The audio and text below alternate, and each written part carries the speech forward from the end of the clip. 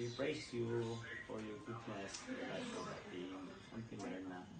Thank you, Lord, for your favor. Thank you, Father God, for another year na imong gihatag sa iya para ma-enjoy Ginoong Diyos ang imuhang kaayo. Ma-enjoy Ginoong Diyos ang mga panalangin na imong gihatag kaniya. Thank you, Lord, for the strength and for the good health. Father God, we continue to pray that you would preserve her life, O God, sa diin pag-ayon pagin sa pagpangalagad kag may mong matutol sa imo. Nag-aampo man ako nga padayon pag-ikaw sa pag-tipig sa kinabuhi ni Ante.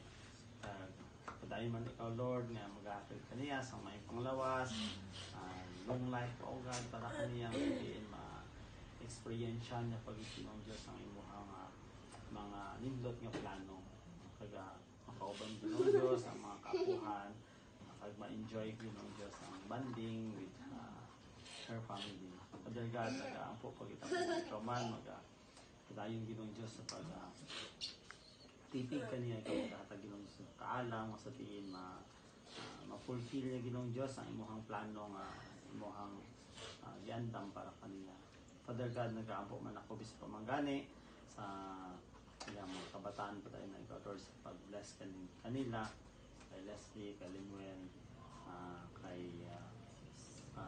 Lewis. Lord, ikaw gid padayon sa grant sa ilang heart desire ang success sa mga kabataan. Oh God, amo po din makahatag og kalipay kag fulfillment para kay Auntie Myrna. Lord, I also pray nga ikaw man padayon man sa paglikod kanila.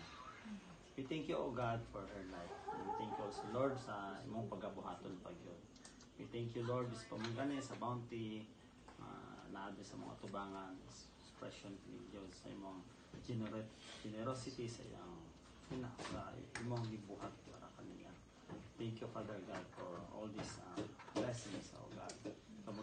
Panalangin ini, maghahatag sang kayuhan, so sa physical na panglawas. Ikaw man, Lord, mag-bless the conversation around this table.